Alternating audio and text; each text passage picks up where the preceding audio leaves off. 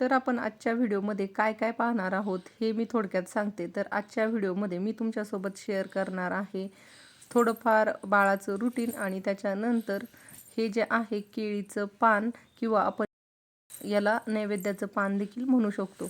तर हे केळीचं पान किंवा नैवेद्याचं पान मी बनवलेलं आहे घरात अवेलेबल असलेल्या खणाच्या 2 छोट्या तुकड्यांपासून आणि जे की तुकडे नवीन होते ते तुकडे मी या ठिकाणी या पानासाठी वापरलेले आहे. आणि हे पान आपलं अगदी 0 बजेटमध्ये तयार झालेलं आहे आणि हे मी बनवतच होते म्हणून म्हटलं चला तुमच्यासोबत देखील शेअर करूया जेणेकरून तुम्हालाही त्याचा फायदा होईल.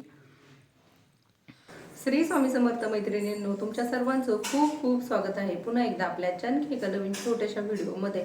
तर आज आपण ह्या व्हिडिओमध्ये काय पाहणार आहोत ते तुम्हाला पुढे समजेलच, पण त्याआधी मी तुमच्या सर्वांची खूप खूप आभारी आहे. त्याचं कारण असं की आत्ता मी पाठीमागे जे काही व्हिडिओ तुमच्यासोबत शेअर केले, जसं की आता सणांना सुरुवात होत आहे आणि त्याच्यासाठी मी नवनवीन वस्तू माझ्यासाठी बनवत आहे आणि त्या बनवत असताना मी त्याचे व्हिडिओ वगैरे शूट करून तुमच्यासोबत शेअर करत आहे.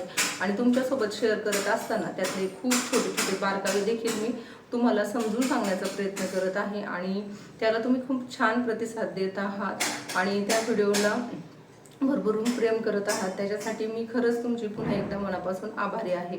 आणि असंच जर तुम्ही प्रत्येक व्हिडिओला आपलं प्रेम देणार असाल तर इथून पुढचे व्हिडिओ देखील मी यापेक्षाही छान छान तुमच्यासाठी घेऊन येईल. फक्त त्यासाठी तुम्ही त्या व्हिडिओला म्हणजे जे काही मी व्हिडिओ तुमच्यासोबत शेअर करणार आहे त्या व्हिडिओला खूप छान असं प्रतिसाद देणं गरजेचं आहे. कारण की हे जे व्हिडिओ मी शूट करत असते ते मी माझ्या 2 लहान मुलांना बघून शूट करत असते आणि त्याच्यामुळे मग मला असं वाटतं मी जर एवढं म्हणजे वेळात वेळ काढून व्हिडिओवरती काम करते आणि एवढे छोटे छोटे बारकावे तुमच्यासोबत शेअर करण्याचा प्रयत्न करते तर तेवढा रिस्पॉन्स तुमच्याकडून पण आला पाहिजे.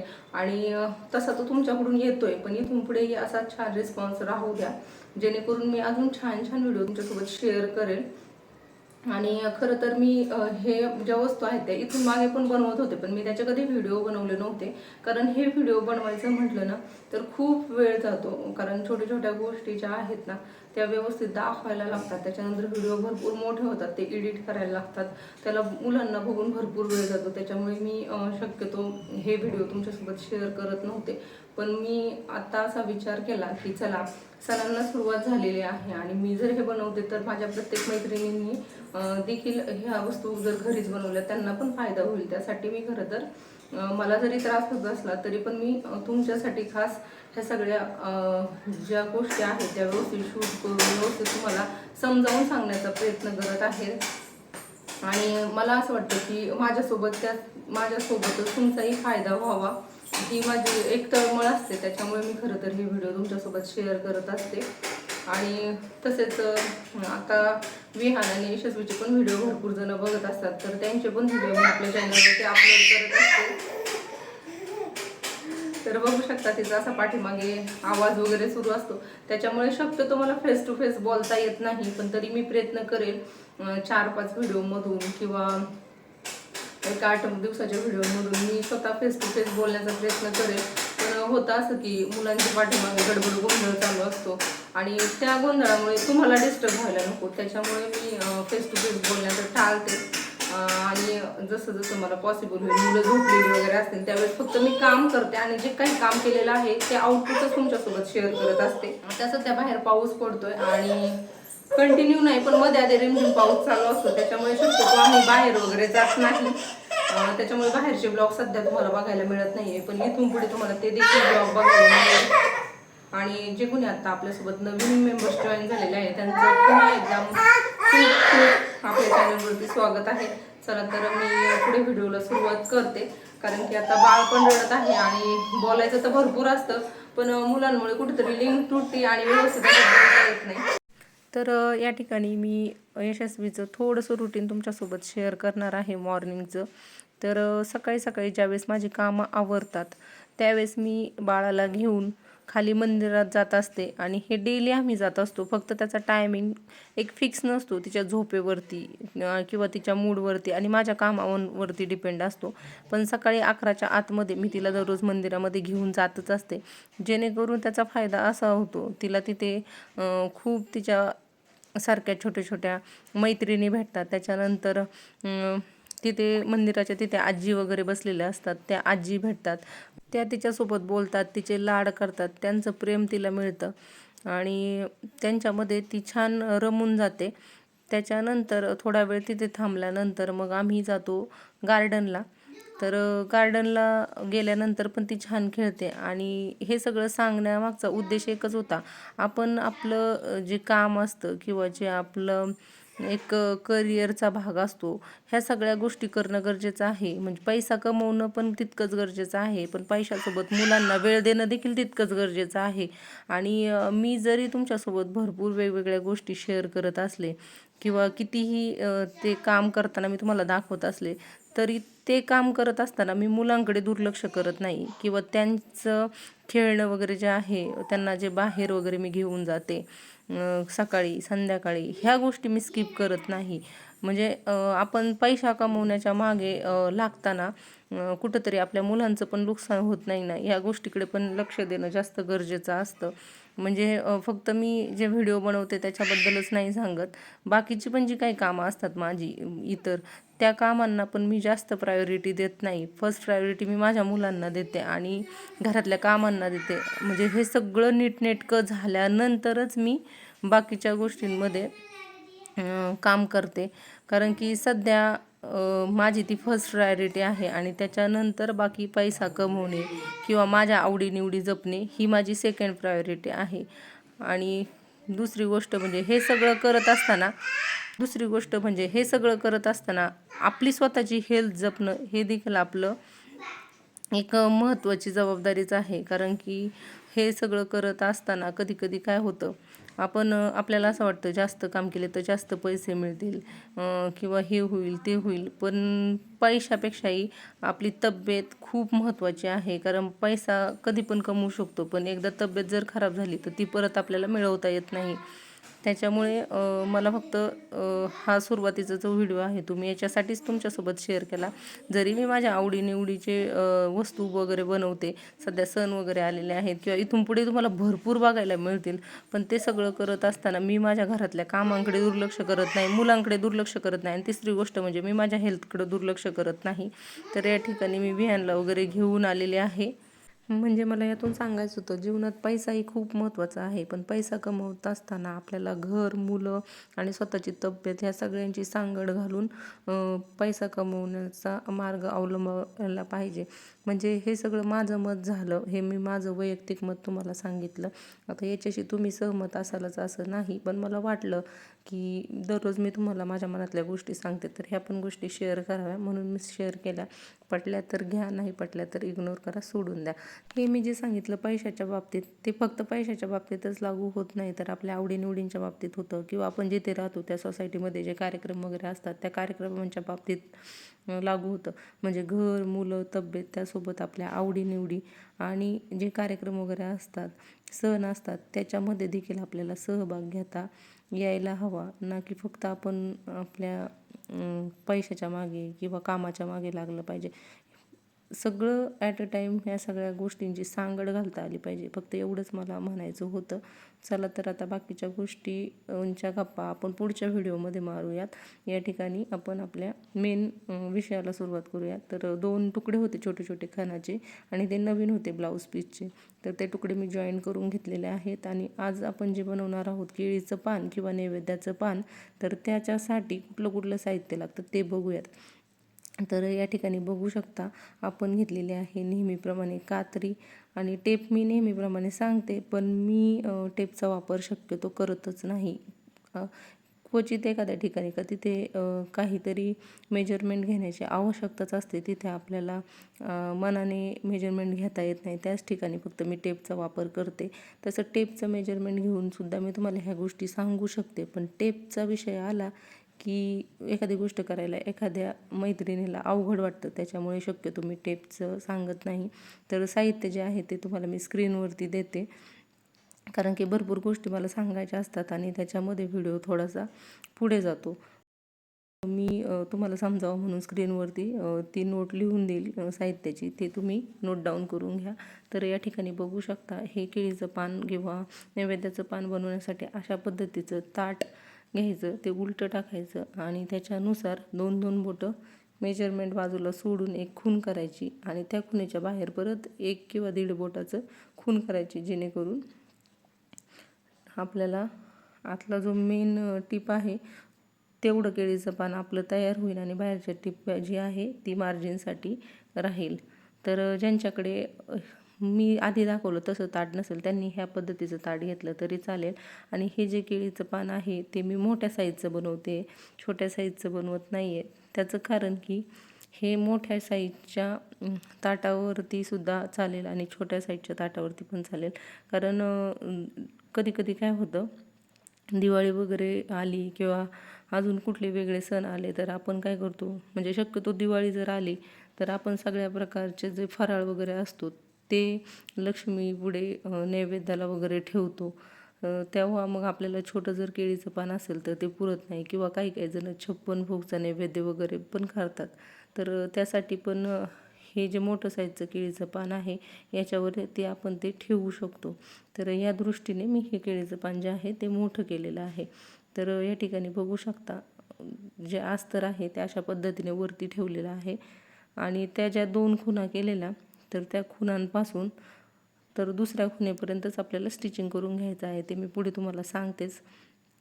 तर या ठिकाणी आजचा जो व्हिडिओ आहे मी एकदम स्लो पद्धतीने शूट केलेला आहे, कारण की तुम्हाला समजावं म्हणून. आणि हे केळीचं पान बनवायला किंवा हे नैवेद्याचं पान बनवायला अगदी सोपं आहे. तर समोर तुम्ही बघू शकता 2 तुम्हाला मी खुणा केलेल्या दिसत आहे. तर त्या एका खुणेपासून आपल्याला टीप मारायला सुरुवात करायची आहे आणि दुसऱ्या खुणेपर्यंत टीप मारायची आहे. तर ते मी पुढे तुम्हाला सांगतेच. आणि ही टीप मारत असताना जी खानाच्या पिसाची सरळ बाजू आहे ती वरच्या साईडला पाहिजे, म्हणजे जे आपलं अस्तर आहे त्या अस्तरच्या खालच्या साईडला.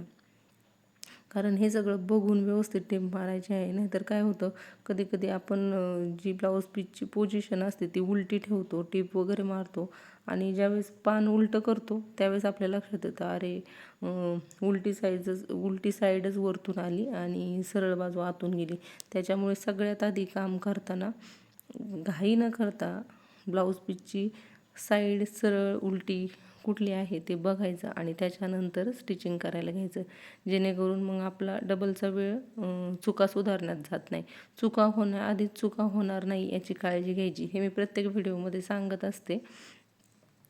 आणि प्रत्येक व्हिडिओ हा नवीन नवीन आपले मेंबर्स बघत असतात, त्याच्यामुळे आधीच्या व्हिडिओमध्ये काय सांगितलं हे आत्ताचे व्हिडिओ जे बघतात त्यांना माहीत नसतं. त्याच्यामुळे मी ज्या गोष्टी आधीच्या व्हिडिओमध्ये सांगितलेल्या असतात त्या गोष्टी मला परत परत नवीन व्हिडिओमध्ये देखील सांगायला लागतात. त्याच्यामुळे जुने व्हिडिओ म्हणजे जे कोणी रेग्युलर व्हिडिओ बघत असेल त्यांना कदाचित ह्या गोष्टी डबल ऐकायला मिळत असतील. तर या ठिकाणी टिप मारून झाल्यानंतर नेहमीप्रमाणे जास्तीचा कपडा कट करून घ्यायचा आहे आणि बाकीच्या कपड्यांना नॉचेस देऊन घ्यायचे आहेत, म्हणजे कट देऊन घ्यायचे आहेत. आणि त्यामुळं होतं असं की आपल्याला तयार जी वस्तू करायची असते त्याची फिनिशिंग खूप छान येते. तर या ठिकाणी बघू शकता जे कोपरे होते ते मी स्क्रूड्रायव्हरच्या साहाय्याने अशा पद्धतीने बाहेरच्या साईडने काढून घेत आहे. ज्यावेळेस आपण कोपरे व्यवस्थित काढून घेतो त्यावेळेस देखील फिनिशिंग छान येते.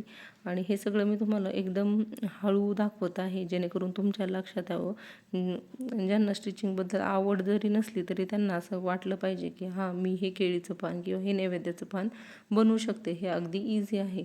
मी तर माझा 100% देण्याचा प्रयत्न करते की तुम्हाला ह्या सगळ्या गोष्टी जे मी सांगते त्या तुम्हाला याव्यात. त्याच्यासाठी तुम्ही पण एफर्ट्स घेतले पाहिजे, ह्या सगळ्या गोष्टी बनवून बघितल्या पाहिजेत. कारण की बऱ्याचशा अशा गोष्टी असतात की आपण त्या मार्केटमध्ये जातो खरेदी करायला आणि त्याचे रेट खूप असतात आणि आपल्याला जसं कस्टमाइज करून पाहिजे असतं किंवा आपल्या मनात एक त्याची कल्पना असते की नाही मला ही वस्तू अशी पाहिजे, तशी वस्तू आपल्याला मिळत नाही मार्केटमध्ये. त्याच्यामुळं आपण 1760 दुकानं फिरतो आणि त्याच्यामध्ये आपला वेळ पण भरपूर जातो. मग एवढं फिरण्यापेक्षा जर आपणच त्या गोष्टी स्वतःच्या हाताने जर बनवल्या तर एक छान समाधान मिळतं, आनंद मिळतो आणि त्या गोष्टी आपण सणाला वापरल्या तर आपल्याला अभिमान पण वाटतो की हां, हे सगळं मी बनवलेलं आहे आणि ते मी म्हणजे सणासाठी वापरते, तर खूप छान वाटतं, छान फील येतो. तर कोणी आपल्या कामाचं कौतुक करण्यापेक्षा आणि त्यांच्याकडून कौतुकाच्या अपेक्षा ठेवण्यापेक्षा आपण केलेल्या कामाचं कौतुक हे आपण स्वतःच करायचं. आपण स्वतःच आपले पाठ थोपटायचे आणि दुसऱ्या दिवशी अजून याच्यापेक्षा काही छान नव्यानं करता येईल याचा प्रयत्न करत राहायचं. हे तरी मी करतच असते. आणि तसंही आपण चांगलं काम केलं तर सगळे आपलं कौतुक करतातच. पण कौतुक करावं म्हणून कधीच कुठलं काम करायचं नाही. फक्त आपल्याला आवड आहे आणि आपल्याला काहीतरी करायचं आहे, काहीतरी ध्येय ठेवायचं आणि त्या ध्येयाच्या दृष्टीने रोज नवीन काहीतरी करत राहायचं, शिकत राहायचं. तर असं बोलण्यासारखं खूप असतं, पण बोलत गेलं की मग व्हिडिओ खूप पुढं जातो आणि मग जे गोष्टी सांगायच्या आहेत त्या राहतात आणि विषय भलतीकडंच जातो. तर या ठिकाणी आपण आपल्या मेन विषयाकडे येऊयात. तर या ठिकाणी ही जी लेस आहे तर ती लेस मी माझ्या आजीच्या साडीची घेतलेली आहे आणि ती साडी अगदी नवी होती. आणि देवाचं वस्त्र वगैरे किंवा कुठलीही गोष्ट स्टिच करत असताना मी जुन्या कपड्यांचा वापर करत नाही, सगळे नवीनच कपडे वापरते. तर ही जी साडी होती ती अगदी नवी होती आणि त्या नव्या साडीपासून मी ड्रेस स्टिच केलेला आणि त्यातून जो राहिलेला कपडा होता त्या कपड्याची ही लेस आहे. आणि ती लेस मी अशा पद्धतीने या खणाच्या नैवेद्याच्या पानासाठी वापरत आहे. तर ती मी कशा पद्धतीने रेडी करते ते तुम्ही स्क्रीनवरती बघू शकता. तुम्हाला जशी पाहिजे तशी तुम्ही ठेवू शकता, पण मला जे ते जांभळ्या कलरचे काठ वगैरे आहे पर्पल कलरचे ते नको होते. तुम्हाला जर आवडत असतील आणि तुमच्याकडे अशा पद्धतीची लेस असेल तर तुम्ही त्याचा अशा पद्धतीचा रियूज करू शकता. फक्त ज्यावेळेस आपण देवाचं वस्त्र किंवा देवाचं कुठलंही वस्तू स्टिच करत असतो त्यावेळेस ही काळजी घ्यायची की ते नवीन असावं, अगदी कोरा असावं. बाकी मग इतर वेळेस टाकाऊपासून टिकाऊ वस्तू तर आपण भरपूर बनवत असतो आणि त्या मी तुम्हाला दाखवलेल्या आहेत. पण देवाच्या वस्त्राच्या बाबतीत मी सगळे नवीनच कपडे वापरते. तर या ठिकाणी बघू शकता अशा पद्धतीची ही जी आपली पट्टी आहे ती बनवून तयार झालेली आहे. पट्टी किंवा लेस म्हणू शकता तुम्ही याला. तर ती आपल्याला इकडे अशा पद्धतीने जॉईन करून घ्यायची आहे. आणि ही लेस जॉईन करण्याआधी आपल्याला ज्यावेळेस आपण पान उलटं केलं त्यावेळेस वरच्या साईडला एक टॉप स्टिच देऊन घ्यायची आहे. ती तुम्हाला मी व्हिडिओमध्ये दाखवली, स्क्रीनवरती लिहून पण देईल. जिथे मी टॉप स्टिच दिली तिथे म्हणजे तुमच्या लक्षात येईल. आणि ती खूप सोपी आहे द्यायला. तर इकडे बघू शकता एक बोटाचा अंतर मी मोजून जास्तीची लेस कट करून टाकली आणि ती जी एक बोट बाहेर लेस होती ती आतल्या साईडला दुमडून या ठिकाणी टिप मारून घेतली. तर आता इकडे खालच्या साईडला पण टिप मारून घेते. ज्यावेळेस मी टिप मारते त्यावेळेस तुम्ही बघू शकता हाताने मी सरळ करत आहे जेणेकरून लेस आणि खालचा जो खणाचा कपडा आहे तो गोळा होत नाही आणि आपली फिनिशिंग बिघडत नाही. तर अशा पद्धतीने छोट्या छोट्या गोष्टींची काळजी घेऊन काम जर केलं ना आपलं काम खूप छान फिनिशिंगमध्ये आणि परफेक्ट होतं. तर लेस लावून झाल्यानंतर पुढे आपल्याला काय करायचं आहे ते मी सांगते. तर लेस लावून झाल्यानंतर आपल्याला अशा पद्धतीने जे सगळे धागे वगैरे उरलेले असतात एक्स्ट्राचे असतात ते सगळे कट करून घ्यायचे आहेत व्यवस्थित. आणि त्याच्यानंतर आता मी जशी फोल्ड केली तशा पद्धतीचं एक फोल्ड करायचं आहे आणि मध्ये असं नखांनी प्रेस करून घ्यायचं आहे जेणेकरून आपल्याला त्याचा मिडल मिळतो. आणि त्याच्यावरती एकदम अशी पुसट रेषा मारून घ्यायची आहे. म्हणजे तुम्हाला दिसावं म्हणून मी मारलेले आहे, नाही मारली तरी चालते. त्याच्यानंतर एकदम पुसट अशा पद्धतीने ह्या पानाच्या अशा शिरा काढून घ्यायच्या आहे. आणि त्या शिरा काढल्यानंतर दोन्ही साईडच्या शिरा एकमेकांसमोर आलेल्या आहेत की नाही ते चेक करून व्यवस्थित करायचं आहे. जर तुम्हाला डायरेक्टली काढल्यानंतर एकसारख्या एक समोरासमोर येत नसतील तर तुम्ही आधी व्यवस्थित डॉट देऊन मग नंतर काढल्या तरी चालतील. पण मी आता डायरेक्टली काढलेल्या आहेत. तर मग आपण ही जी मधली मिडलची जी लाईन मारून घेतली होती किंवा फोल्ड करून जी मिडल काढला होता त्याच्यावरती एक टिप देऊन घेतली.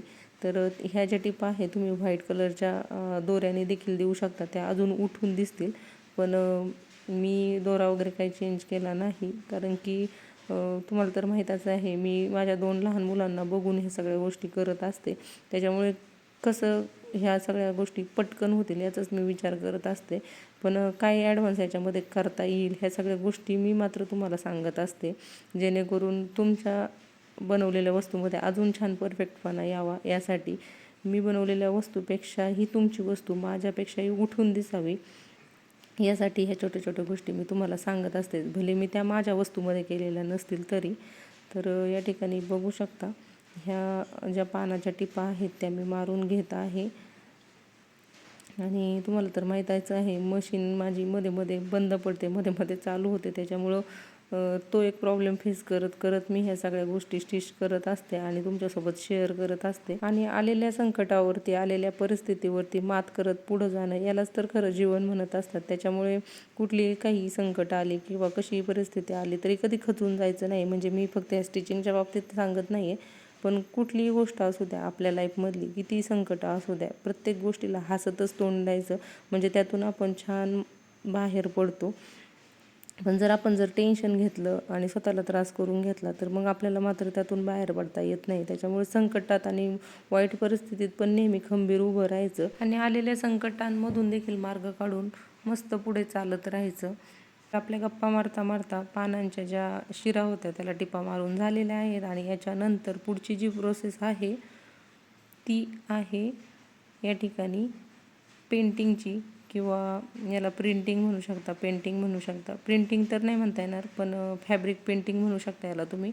तर आपण या ठिकाणी कलरिंग करून घेणार आहोत आणि त्याच्यासाठी मी कुठला कलर वापरलेला आहे काय ते मी पुढे तुम्हाला सांगतेच. तर सुरुवातीला अशा पद्धतीने स्वस्तिकचं ड्रॉइंग करून घ्यायचं आहे. तुमचं जर ड्रॉइंग छान असेल तर तुम्ही अशा पद्धतीने ड्रॉइंग करू शकता. आणि जर ड्रॉइंग वगैरे व्यवस्थित जमत नसेल तर तुम्ही म्हणजे ट्रेस वगैरे पण करू शकता. पण एवढं पण काय अवघड आपल्याला ड्रॉ करायचं नाही आहे. त्याच्यामुळे अशा पद्धतीचं ड्रॉइंग तुम्ही पण नक्कीच करू शकता. तर अशा पद्धतीने स्वस्तिक काढून घ्यायचं आहे आणि ते स्वस्तिक आपल्याला अशा पद्धतीच्या फॅब्रिक कलरनी त्याला बॉर्डर करून घ्यायचे आहे, आउटलाईन करून घ्यायचे आहे. तर बघू शकता मी कशा पद्धतीने करते. आणि मी हा व्हिडिओ अजिबात फास्ट शूट केलेला नाही, एकदम स्लो शूट केला आहे, जेणेकरून तुम्हाला देखील त्यातले सगळे बारकावे लक्षात यावेत आणि तुम्हाला देखील हे केळीचं पान, नैवेद्याचं पान घरच्या घरी बनवता यावं यासाठी.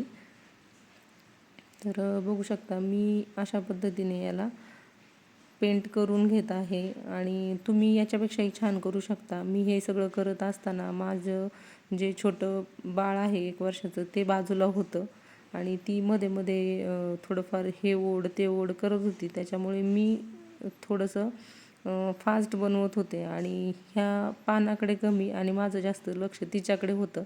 त्याच्यामुळे माझी फिनिशिंग वगैरे एवढी पण काही चांगली नाही आली, जेवढी की मला फिनिशिंग व्यवस्थित याच्यापेक्षाही चांगली करायची होती. तर तुमच्याकडे जर वेळ असेल तर तुम्ही माझ्यापेक्षाही छान पद्धतीने फॅब्रिक पेंटिंग करू शकता आणि ते तुम्ही कराल. तर हे सगळं स्वस्तिक पेंट करून झाल्यानंतर आपल्याला हे 4 डॉट देऊन घ्यायचे आहेत. तर बघू शकता हे असं दिसतंय आणि ह्या पेंटिंगने किती छान लुक आलेला आहे.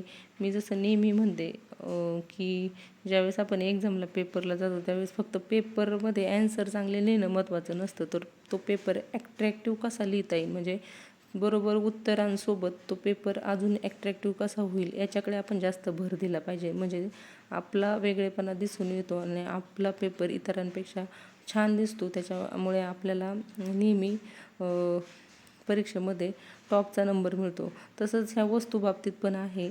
ही वस्तू बनवत असताना वस्तू तर सगळे सेम सारखी बनवतात, पण ती बनवून झाल्यानंतर त्याच्यात आपण काय वेगळेपणा करत आहोत त्याच्यावरती आपली वस्तू कशी दिसणार आहे हे ठरत असतं.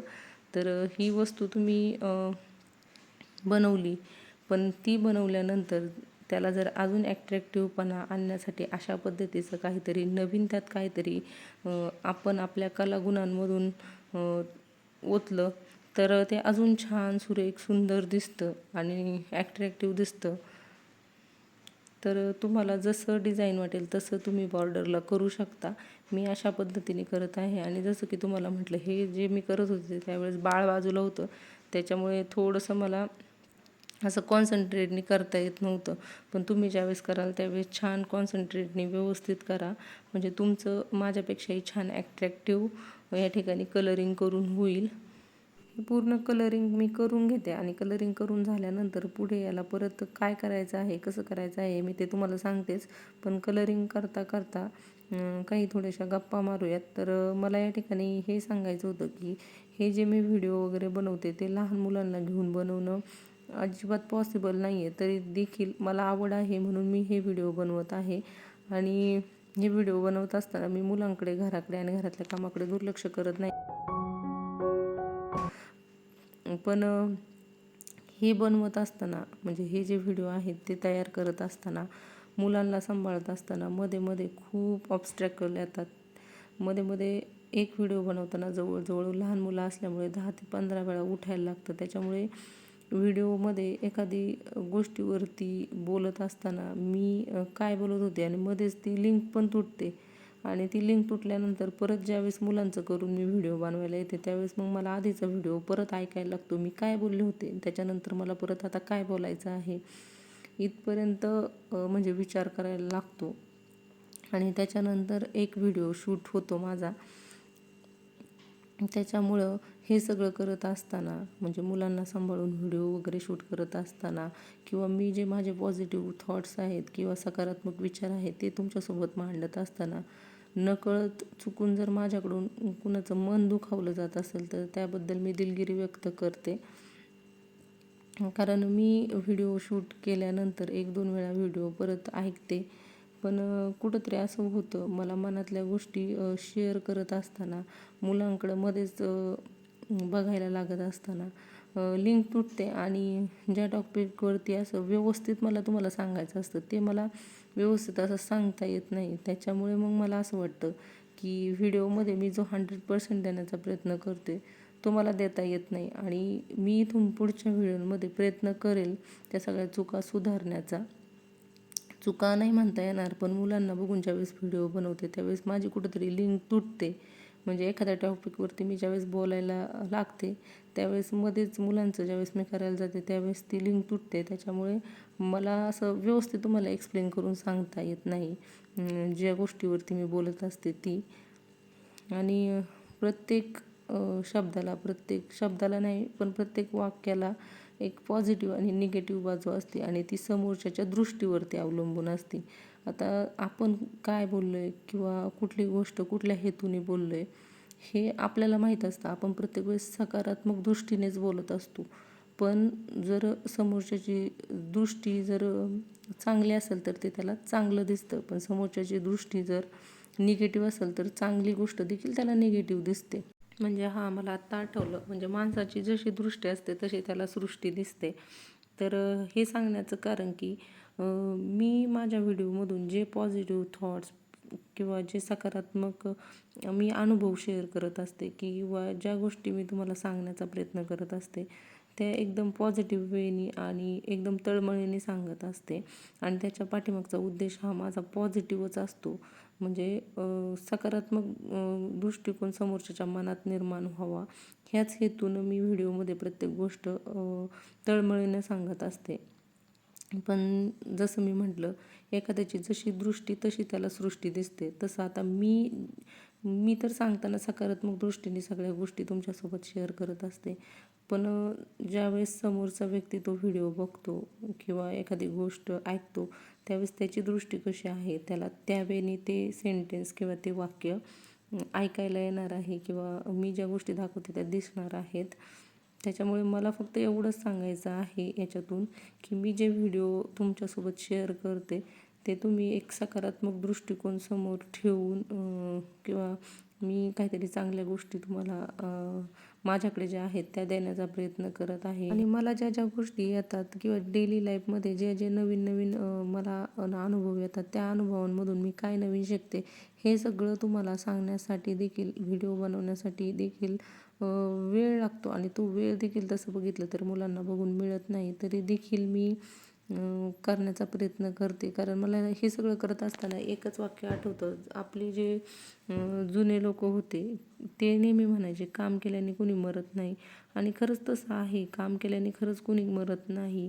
उलटं त्यातून आपल्याला नवीन नवीन गोष्टी शिकायला मिळतात. त्याच्यामुळं वेळ जरी मिळाला नाही तरी थोडंसं जागून काही काम करता आलं तरी ते काम करावं.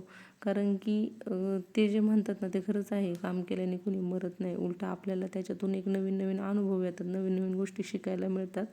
आणि त्याच पद्धतीने मी त्या शब्दाचा म्हणजे सकारात्मक विचार करून डेली काहीतरी नवीन करण्याचा प्रयत्न करते आणि ते तुम्हाला समजावून सांगण्याचा प्रयत्न करते आणि नवीन नवीन वस्तू दाखवण्याचा प्रयत्न करते. जरी वस्तू नसल्या तरी व्लॉगमधून देखील पॉझिटिव्हच गोष्टी देण्याचा प्रयत्न करते.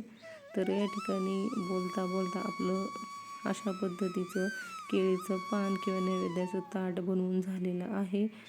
आणि आपण जो कलर वगैरे करत होतो त्यावेळेस मी एकदा कलर केल्यानंतर परत डबल कलर केलेला आहे.